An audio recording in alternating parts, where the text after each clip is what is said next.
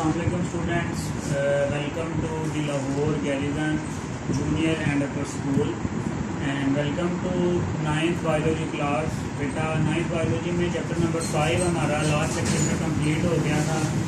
तो आज जो है उसी चैप्टर की जो है हमने एक्सरसाइज सॉल्व करेंगे हम।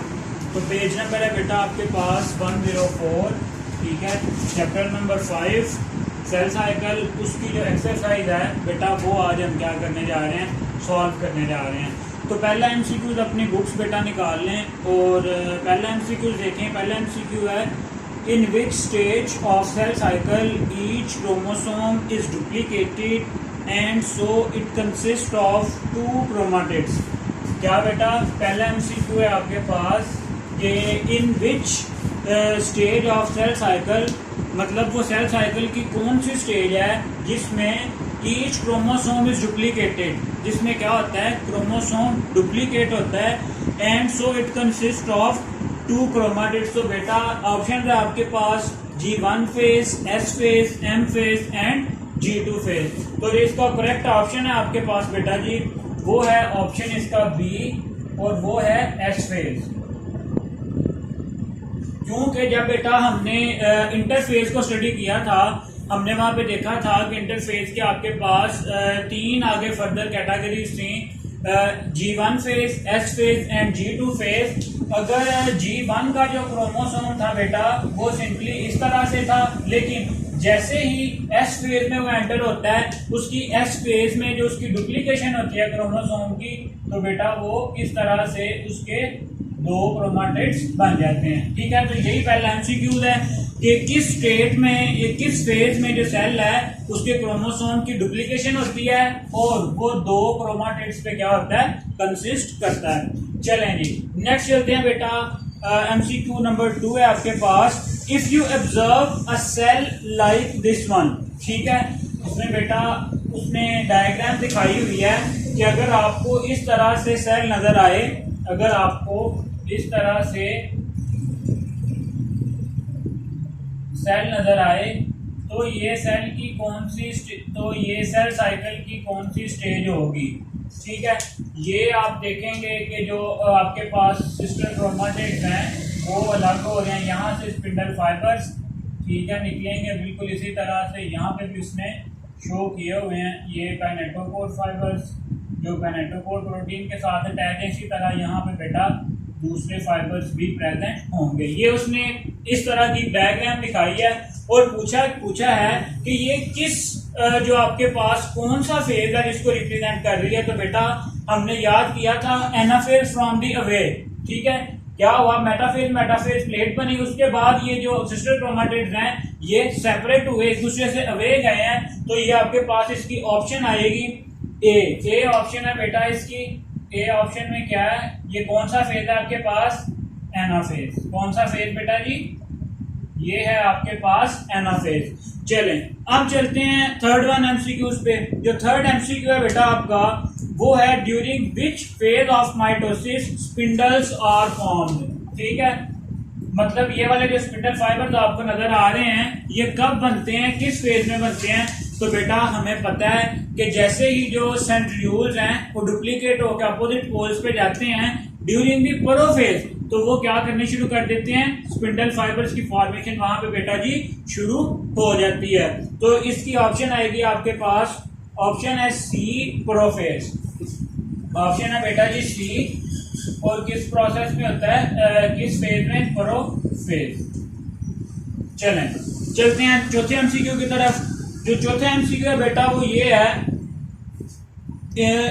इन which stage of cell cycle this cell is preparing enzyme for chromosome duplication. In which phase of cell cycle cell prepares enzyme for the duplication of chromosomes. अब कॉमन सेंस और थोड़े से concept के वाले से आप देखें कि सेल ऑब्वियसली किस फेज में डुप्लीकेट करता है, आगे एस फेज में, लेकिन जो उससे पहले G1 फेज होता है उसमें वो डिफरेंट प्रोटीन्स और एंजाइम्स बनाता है जो नेक्स्ट फेज में क्या करना होता है, जिन्होंने अपना रोल प्ले करना होता है। तो जो आपके पास चौथा एमसीक्यू है इसकी ऑप्शन आ रहेगी आपके पास option A G1 phase. G1 phase clear हो गया। चलें नेक्स्ट एमसीक्यू आपके पास एमसीक्यू नंबर 5, उसमें क्या है जी, which of the following stage of cell division is very different for animals and plants. तो बेटा ये आपको पता है कि एनिमल और प्लांट में कौन सी जो फेज है वो डिफरेंट होती है, साइटोकाइनेसिस की।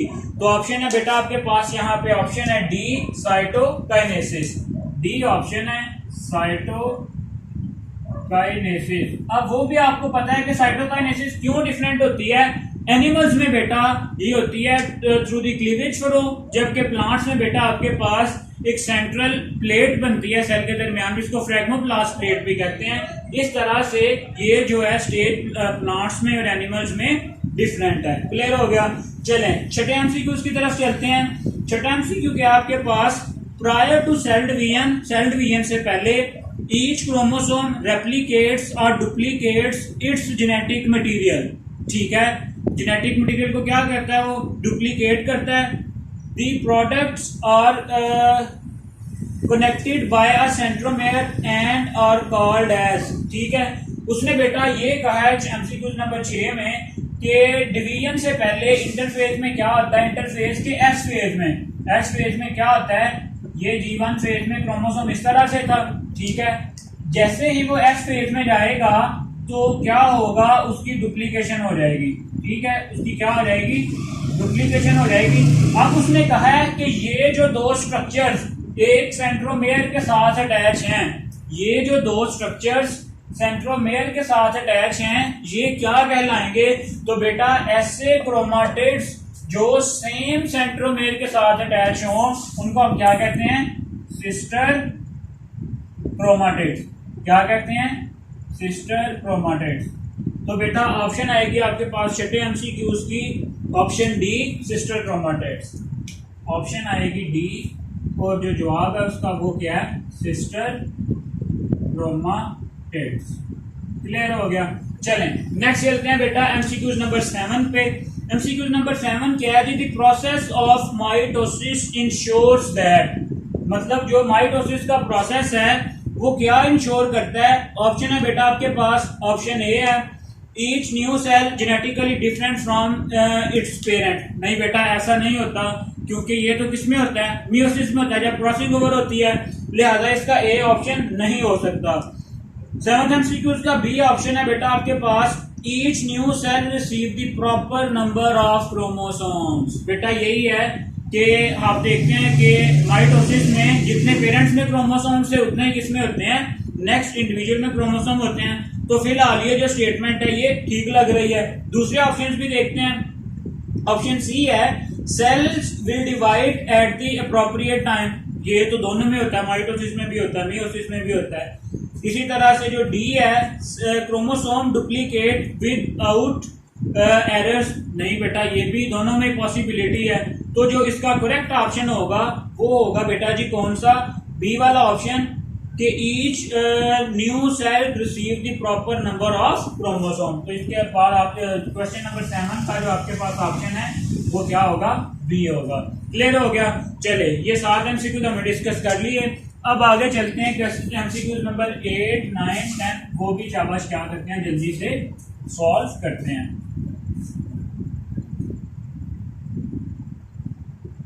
चले जो एमसीक्यू नंबर 8 है आपके पास, उसमें उसकी स्टेटमेंट ये है, cytokinesis in a plant cell is characterised by. ठीक है, जो एमसीक्यू नंबर 8 है आपके पास, उसकी स्टेटमेंट क्या है कि जो प्लांट्स हैं उनमें साइटोकाइनेसिस किस तरह से होती है। तो सिंपली बेटा हमें पता है कि the formation of a cell plate in the cytoplasm. ठीक है, इसका ऑप्शन आएगा आपके पास option C. Option C cytokinesis obviously जो एनिमल्स में पिंचिंग से क्लीवेज फड़ों से फॉर्म होती है, लेकिन एनिमल्स में बेटा ऑप्शन सी है यहाँ पे, the formation of a cell plate. चलिए शाबाश जल्दी से चलते हैं एमसीक्यू नंबर 9 की तरफ। एमसीक्यू नंबर 9 में क्या कह रहा है, which of the following is unique to the mitosis and not a part of meiosis 1। ठीक है, मतलब वो कह रहा है कि कौन सा जो फॉलोइंग ऑप्शन में से कौन सा ऐसा ऑप्शन है जो माइटोसिस में तो होता है लेकिन मियोसिस 1 में नहीं होता, या मियोसिस 1 में होता है और माइटोसिस में नहीं होता। ऑप्शन कौन कौन से हैं बेटा जी आपके पास इसमें, होमोलोगस क्रोमोसोम्स पेयर फॉर्म में बाइवेलेंट, ठीक है, ये मियोसिस 1 में होता है। होमोलोगस क्रोमोसोम्स क्रॉसिंग ओवर, ये भी हम पढ़ के आए हैं, ये भी होता है। Chromosomes pairs are broken during anaphase, बिल्कुल ऐसा ही है, मियोसिस 1 में ऐसा ही होता है। क्रोमाटिड्स सेपरेट ड्यूरिंग एनाफेज, बेटा देखें मियोसिस 1 में, जब हम मियोसिस 1 की बात करते हैं, उसके एनाफेज 1 की बात करें तो ये क्या होता है, हमारे पास पेयर फॉर्मेशन होती है, मेटाफेज प्लेट यहाँ पे बनती है, और जब इससे हम एनाफेज यहाँ पे ड्रॉ करें तो क्या होता है कि बेटा पूरे का पूरा जो क्रोमोसोम है वो एक साइड पे चला जाएगा और दूसरा क्रोमोसोम दूसरी साइड पे चला जाएगा। लिहाजा इसका जो करेक्ट ऑप्शन होगा आपके पास वो यही होगा कि क्रोमाटिड्स सेपरेट ड्यूरिंग एनाफेज। सिर्फ और सिर्फ जो माइटोसिस है उसमें क्रोमाटिड सेपरेट होती हैं, लेकिन जो मियोसिस 1 है उसमें कंप्लीट जो है क्रोमोसोम्स वो सेपरेट होते हैं, ठीक है। तो इसका ऑप्शन आ जाएगा आपके पास ऑप्शन डी, ऑप्शन आ जाएगा ऑप्शन डी। इसके बाद आपके पास एमसीक्यूज नंबर 10, एमसीक्यूज नंबर 10 में क्या कह रहा है, which event distinguish meiosis from the mitosis, मतलब कौन सा ऐसा इवेंट है जो मियोसिस में और माइटोसिस को में डिफरेंशिएट कर रहा है, उसको डिस्टिंग्विश कर रहा है। पहला ऑप्शन है जी कंडेंसेशन ऑफ क्रोमोसोम, ये दोनों में होता है। लॉस ऑफ न्यूक्लियर मेम्ब्रेन, ये भी दोनों में होता है। फॉर्मेशन ऑफ मेटाफेज प्लेट, ये भी दोनों में होता है। चौथा ऑप्शन है आपके पास pairing of homologous chromosome. 10th वाले में बेटा ऑप्शन डी है आपके पास, पेयरिंग ऑफ होमोलोगस क्रोमोसोम, जो सिर्फ और सिर्फ किसमें होती है, मियोसिस में होती है, जबकि माइटोसिस में नहीं होती। चलें जल्दी से चलते हैं बेटा एमसीक्यूज नंबर 11 की तरफ। एमसीक्यूज नंबर 11 की स्टेटमेंट है आपके पास, in which stage of the cell cycle most cell spends their life, मतलब कि अपने सेल साइकिल का जो ज्यादा टाइम है अपनी जिंदगी का वो सेल किस फेज में गुजारता है। तो बेटा हमें पता है कि जो आपके पास इंटरफेज है वो सेल साइकिल का ऑलमोस्ट 90% होता है, और जो माइटोटिक फेज है या मियोटिक फेज है वो कितने परसेंट होता है, सिर्फ 10% होता है। सो इसका आंसर होगा आपके पास इंटरफेज जो है ऑप्शन सी। ऑप्शन सी में क्या है, इंटरफेज, जो सेल है ज्यादा अपना टाइम इंटरफेज में गुजारता है। चलें शाबाश आगे चलते हैं एमसीक्यूज नंबर 12 पे। एमसीक्यूज नंबर 12 है आपके पास, उसकी स्टेटमेंट है, which of the following distinguish meiosis from the mitosis, ठीक है, ये भी उसी तरह का एक एमसीक्यू है। इसमें अब क्या कह रहा है, the chromosome number is reduced, the chromosome number is reduced, ये किस में होता है, मियोसिस में होता है। The chromosome undergo crossing over, ये भी मियोसिस में होता है। The daughter cells are genetically different from the parent cell, ये भी क्रॉसिंग ओवर की वजह से मियोसिस में होता है। ऑल ऑफ अबव, तो बेटा ये सारे के सारे जो हैं ये ऑप्शन इसका ठीक है, ऑल ऑफ दी अबव, मतलब कि जितने भी हम स्टेप्स पढ़ के आए हैं, जितने भी हमने ऑप्शंस देखे हैं वो सारे के सारे दुरुस्त हैं, वो मियोसिस में होते हैं लेकिन माइटोसिस में नहीं होते। चलें शाबाश, नेक्स्ट है आपके पास एमसीक्यूज नंबर 13। अगर एमसीक्यूज नंबर 13 की स्टेटमेंट देखें हम यहाँ पे, वो क्या है, for mitosis the chromosomes of cell duplicate during interphase, ठीक है। What do the chromosome duplicate for meiosis, ठीक है। उसने कहा कि जी माइटोसिस के तो इंटरफेज में जो आपके पास क्रोमोसोम है वो डुप्लीकेट करते हैं, लेकिन मियोसिस में क्या होता है, उसके लिए उसने कहा जी before meiosis 1, before meiosis 2, during meiosis and they do not replicate. तो बेटा हमें पता है कि जो आपके पास मियोसिस 1 से पहले इंटरफेज होता है, मियोसिस 1 से पहले इंटरफेज होता है, उसमें सेल क्या करते हैं, डुप्लीकेट करते हैं, ठीक है। तो इसका ऑप्शन होगा आपके पास ऑप्शन ए, जो क्या है, बिफोर मियोसिस 1। चलें जी, नेक्स्ट है आपके पास एमसीक्यूज नंबर 14। अगर हम एमसीक्यूज नंबर 14 को देखें बेटा तो क्या कह रहा है, फाइंड द करेक्ट स्टेटमेंट, ठीक है। वो नीचे उसने ऑप्शन दिए हुए हैं और कह रहा है कि इनमें से जो करेक्ट स्टेटमेंट है उसको फाइंड आउट करें। तो पहला इसका ऑप्शन है option A, homologous chromosomes form pair during mitosis, नहीं, मियोसिस में बनाते हैं वो। फिर क्या है, chromosomes do not duplicate in the interphase preceding meiosis 1, ठीक है। थर्ड वन है आपके पास, homologous chromosomes form pair during meiosis but not mitosis, बेटा ये ठीक है। जो आपका सी ऑप्शन है कि जो होमोलोगस पेयर्स है क्रोमोसोम के वो किस में बनते हैं, मियोसिस में बनते हैं, जबकि माइटोसिस में नहीं बनते। नेक्स्ट है आपके पास एमसीक्यूज नंबर 15, लास्ट एमसीक्यूज है बेटा, what reason would you suggest for the fact that total DNA content of each daughter cell is reduced during meiosis? के मतलब क्या वजह है कि meiosis के नतीजे में जो जेनेटिक कंटेंट है वो हाफ रह जाता है? ऑप्शंस देखते हैं। पहला ऑप्शन है बेटा chromosomes do not duplicate during the interphase before meiosis 1। नहीं, ऐसा नहीं है, वो तो बेटा रेप्लीकेट करते हैं, डुप्लीकेट होते हैं। बी ऑप्शन है chromosomes do not duplicate between meiosis 1 and 2। यही ऑप्शन करेक्ट है बेटा आपके पास कि आपको पता है कि meiosis 1 से पहले जो इंटरफेज होता है उसमें डुप्लीकेशन होती है, लेकिन जो meiosis 2 से पहले जो इंटरफेज है उसमें एस फेज क्या होता है, एब्सेंट होता है। लिहाजा जो क्रोमोसोम्स की डुप्लीकेशन बेटा जी क्या होती है, वहां पे नहीं होती। तो इसका ऑप्शन था हमारे पास ऑप्शन बी। चले एमसीक्यूज के बाद बेटा नीचे क्वेश्चंस आ रहे हैं आपके पास अंडरस्टैंडिंग कॉन्सेप्ट्स, उसमें हम सारे डिटेल में देख के आए हैं। What is cell cycle and what are its main phases. शुरू वाला जो पहला लेक्चर था वो कंप्लीट इसी पे था, ठीक है। फिर है जी the S phase of interphase is important and a cell can never divide without it. Justify. इसका आंसर बेटा यही है आपके पास कि जब तक एस फेज नहीं होगा तो जो क्रोमोसोम है उसकी डुप्लीकेशन नहीं होगी। जब तक डुप्लीकेशन नहीं होगी तो वो क्या नहीं होंगे, डिवाइड नहीं होंगे। तो यही वजह है कि जो एस फेज है वो बहुत जरूरी है। जो थर्ड शॉर्ट अंडरस्टैंडिंग क्वेश्चंस में आपका वो है how would you state the events of prophase of the mitosis. तो ठीक है, आपको पता है प्रोफेज में क्या होता है कि सबसे पहले जो है आपकी न्यूक्लियर एनवेलप वो ब्रेक हो जाती है, क्रोमेटिन स्टार्ट टू कंडेंस हो जाता है, जो सेंट्रीयूल्स हैं वो डुप्लीकेट होते हैं और अपोजिट पोल्स पे चले जाते हैं, उनसे स्पिंडल फॉर्मेशन। तो ये आप one by one step by step क्या कर देंगे, वहां पे नोट कर देंगे। फिर आ रहा है question number 4, make a list of events of mitosis. Simply क्या है, क्या क्या हो रहा है, प्रोफेज में क्या हो रहा है, मेटाफेज में क्या हो रहा है, एनाफेज में क्या हो रहा है और टेलोफेज में क्या हो रहा है। फिर है जी how is mitosis significant. Mitosis की सिग्निफिकेशन क्या है बेटा, हम वो डिटेल में देख के आए हैं कि आपकी ग्रोथ और डेवलपमेंट में माइटोसिस का बहुत इंपॉर्टेंट रोल है। इसी तरह से जो रीजनरेशन में, बाउंड्स की हीलिंग में, सबके सब में माइटोसिस अपना इंपॉर्टेंट रोल प्ले करता है। फिर है क्वेश्चन नंबर 6 है आपके पास, describe the events that occur during the phases of meiosis 1। आपने पूरा का पूरा जो meiosis का प्रोसेस है वो इसमें लिख देना है। नेक्स्ट है question number 7, describe the significance of meiosis। वो पूरे का पूरा टॉपिक है आपका। Contrast mitosis and the meiosis, जो लास्ट टॉपिक हमने एपोप्टोसिस से पहले वाला पढ़ा है। इसके बाद है 9th, describe necrosis and apoptosis. ये लेक्चर हमने भी कल ही डिस्कस किया था, क्लियर हो गया। चलें अब आते हैं शॉर्ट क्वेश्चंस की तरफ। शॉर्ट क्वेश्चंस में है कि a nerve cell do not divide after its formation, in which phase of the cell cycle it is.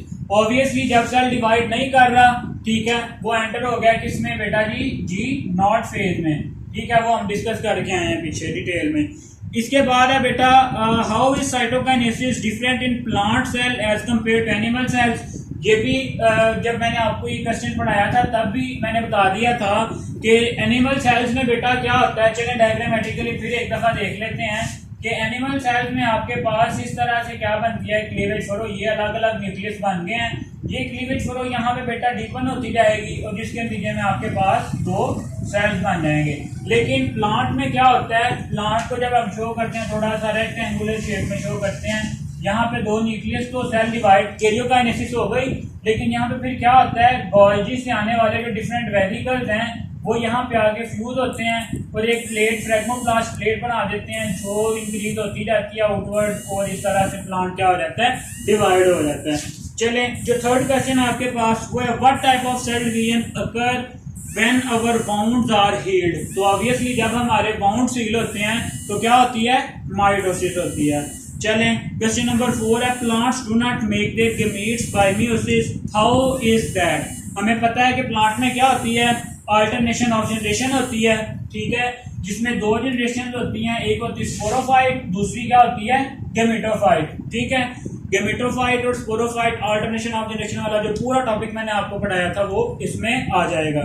चलें बेटा एक्सरसाइज कंप्लीट। चैप्टर नंबर 5 आपका हर हवाले से कंप्लीट। अगर आपका पूरे चैप्टर के हवाले से बेटा कोई भी किसी किस्म का क्वेश्चन हो तो आप कमेंट सेक्शन में बेटा ज़रूर पूछिए, ठीक है। अगर आप किसी पॉइंट की समझ नहीं आई या कोई टॉपिक पूरे का पूरा समझ नहीं आया तो बेटा वो आप ज़रूर पूछ सकते हैं। चलें, थैंक यू, अल्लाह हाफिज़।